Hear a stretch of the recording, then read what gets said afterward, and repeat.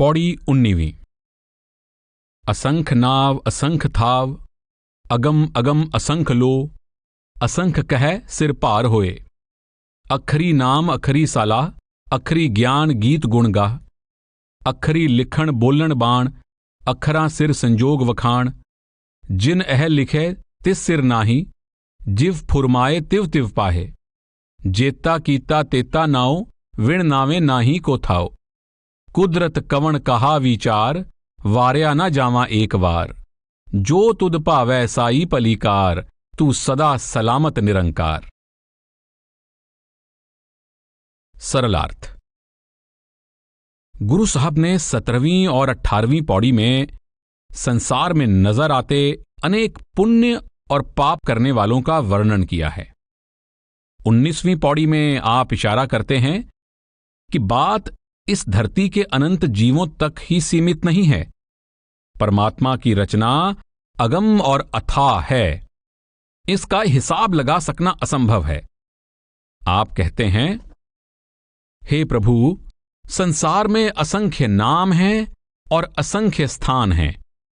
असंख्य ऐसे लोक या मंडल हैं जिन तक हमारी पहुंच नहीं। हम अपनी तरफ से असंख्य कहकर उस कर्ता की बनाई हुई सृष्टि का वर्णन करते हैं, पर असल में असंख्य कहने से भी सिर पर भार अर्थात पाप चढ़ता है, क्योंकि उसकी रचना अनंत और लाबयान है। हम अक्षरों द्वारा रचना और रचयिता का वर्णन करने के लिए मजबूर हैं, क्योंकि हमारे पास उसके किए हुए को बयान करने का अक्षरों या भाषा के अलावा दूसरा कोई साधन नहीं। हम अक्षरों द्वारा ही उसकी तथा उसके नाम की सिफत सलाह कर सकते हैं। हमें उसके बारे में जो भी ज्ञान है, हम उसको अक्षरों द्वारा ही प्रकट करते हैं और अक्षरों द्वारा ही उसकी महिमा के गीत गाते हैं। बोली बोलने, लिखने और वाणी की रचना का कार्य अक्षरों द्वारा ही संभव है। कुल मालिक ने मस्तक में संयोग वियोग का जो लेख लिखा है, उसको भी अक्षरों में ही बयान किया जाता है। पर जिस मालिक ने सब लेख लिखे हैं, उसके सिर पर किसी लेख का भार नहीं है। जिसे जो कुछ मिलता है, प्रभु के हुक्म के अनुसार मिलता है। उसका हुक्म हर एक पर चलता है, पर वह खुद किसी लेख या हुक्म के अधीन नहीं। उस कर्ता ने जो कुछ किया है वह नाम रूप है। कुछ भी और कोई भी जगह नाम से खाली नहीं। व्याख्या। असंख नाव असंख थाव, अगम अगम असंख लो। गुरु साहब कहते हैं कि न संसार की सब जगहों का पूर्ण लेखा बयान किया जा सकता है, न ही उन असंख्य खंडों ब्रह्मांडों का हिसाब लगाया जा सकता है जो मन इंद्रियों की पहुंच से बाहर हैं, और न ही उन अनंत वस्तुओं पदार्थों शक्लों सूरतों का हिसाब लगाया जा सकता है जिनको हम अलग अलग नामों से पुकारते हैं। असंख कह सिर पार होए। इस पंक्ति का एक अर्थ यह किया गया है कि असंख्य लोग सिर के बल खड़े होकर सिर पार होए अकाल पुरुष की महिमा कर रहे हैं। इसका दूसरा अर्थ यह किया जाता है कि अकाल पुरुष की महिमा के लिए असंख्य का प्रयोग करना भी अपने सिर पर बोझ उठाना, अर्थात अपने आप को दोषी बनाना है। अखरी नाम अखरी सालाह, अखरी ज्ञान गीत गुण गाह। अखरी लिखण बोलण बाण, अखरा सिर संजोग वखाण। हम जो कुछ लिखते और बोलते हैं, अक्षरों या भाषा द्वारा लिखते और बोलते हैं। हम इंसान के कर्मों और उनके कारण जन्म लेने वाली प्रारब्ध या तकदीर को भी लफ्जों के जरिए बयान करने की कोशिश करते हैं, पर वास्तव में हर चीज को लफ्जों के जरिए बयान कर सकना संभव नहीं। भाषा या शब्द सीमित हैं, इसलिए ये उस असीम प्रभु और उसकी असीम रचना का वर्णन करने में असमर्थ हैं। जिन ए लिखे तिस सिर नाही, जिव फुरमाए तिव तिव पाहें। जेता कीता तेता नाओ, विण नावे नाही को थाओ। आप फरमा रहे हैं कि जो कुछ होता है उस हुक्मी के हुक्म द्वारा होता है। प्रभु द्वारा सृजित सारी रचना कर्म और फल के नियम के अनुसार चल रही है, पर कर्म और फल का नियम बनाने वाला प्रभु इस नियम से ऊपर है। वह कर्म और फल, आवागमन और 84 के बंधन से आजाद है। जो कुछ उसने बनाया है नाम या हुक्म द्वारा बनाया है। जो कुछ बनाया है उसमें नाम भरपूर है, और जो कुछ बनाया है सब नाम का रूप है। इस तरह गुरु साहब नाम को हुक्म के क्रियान्वित होने का साधन बताते हुए नाम और हुक्म की पूर्ण एकता का रहस्य खोल रहे हैं। आप कहते हैं, 34 हुक्म वर्तै प्रभ तेरा, 34 नाम पातालंग। सब में शब्द वर्तै प्रभ साचा, कर्म मिलै बेआलंग। आप कहते हैं कि हे प्रभु, तेरा हुक्म चारों दिशाओं में लागू है। तेरा नाम चारों दिशाओं में और पाताल तक व्याप्त है, और तू शब्द रूप होकर सब में समाया हुआ है।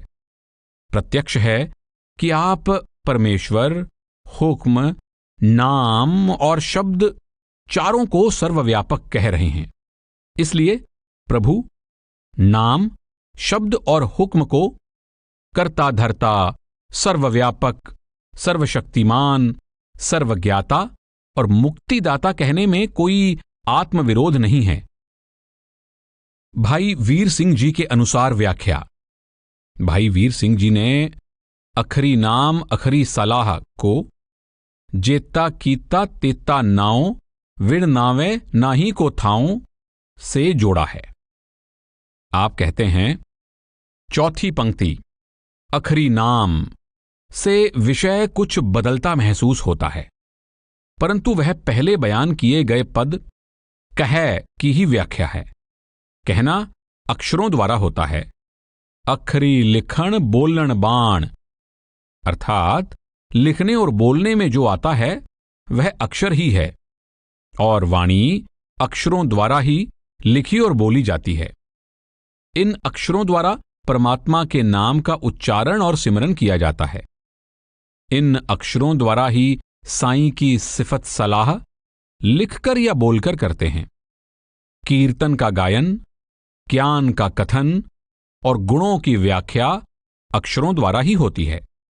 भाव ये हुआ कि सारा कार्य अक्षरों द्वारा, या यूं कहो कि कहने कहलाने से ही हो रहा है, और नाम, सिफत, सलाह सब परमार्थ भी इसी तरीके से हो रहा है।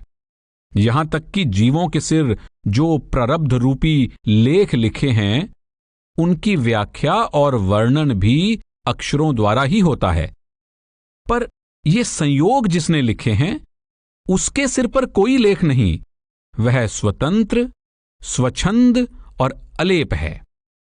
दृष्टमान अखर है जेता, नानक पार ब्रह्म निर्लेपा। पर निर्लेप होने के कारण वह उदास होकर एक तरफ नहीं बैठा हुआ। वह हुक्म का हुक्मी है, और जैसा वह हुक्म करता है वैसा जीवों को प्राप्त होता है। पर जो कुछ उसका किया अर्थात रचा हुआ है वह स्वतंत्र या अपने आश्रय नहीं है, वह उसके नाम पर आश्रित है। नाम के बिना किसी चीज का कोई ठिकाना नहीं है। वह की हुई का आश्रय रूप नाम अक्षरों वाले नाम द्वारा प्राप्त होता है, जिसका पता आप ऊपर बता आए हैं। अखरी नाम अखरी सलाह, उस आसरा रूप नाम को जिसको व्यापक नाम बताया है, विण नामे नाही को थाओ कहा गया है। फिर इसके बारे में आसादीवार में ऐसे कहा गया है, आपी न है आप साज्यो, आपी न है रचियो नाओ, दुई कुदरत साजिए कर आसन डिठो चाओ। अर्थात आपी यानी निरंकार ने अपने आप को साजा और आपी ने ही नाम रचा। यहां तक एक की गिनती है, आगे जो रचा वह द्वैत की गिनती में आया। यह दुई जिसको कुदरत कहा है और यहां जेता कीता कहा है, किसके सहारे है? उत्तर, उस नाम के सहारे है जो उस आपी यानी प्रभु ने रचा है। गुरु अर्जुन देव जी ने यही बात खोलकर लिखी है। नाम के तारे आगास पाताल, नाम के तारे सगल आकार, नाम के तारे पुरियां सब पवन। आपे पिंड सवार्योन विच नव निद नाम, नौ निद अमृत प्रभ का नाम, देही में इसका विश्राम। सुन समाद अनहत तहनाद, कहन ना जाई अचरज बिस्माद। इस नाम की समझ कैसे आती है? उत्तर, इस 19वीं पौड़ी में जो कहा है, अखरी नाम अखरी सलाह, इस अक्षरों वाले नाम का अभ्यास करते हैं तो उस नाम तक पहुंचते हैं। यथा कर कृपा जिस आपने नाम लाए, इस अभ्यास से नानक चौथे पद में सो जन गत पाए। वह चौथे पद में पहुंचता है, फिर उसे इस संसार का सहारा बनने वाले व्यापक नाम की समझ आती है और वह नाम के नामी अर्थात आपी में समा जाता है। वह फिर क्या देखता है? सब घट तिसके सब तिसके ठाओ, जप जप जीवै नानक हर नाओ।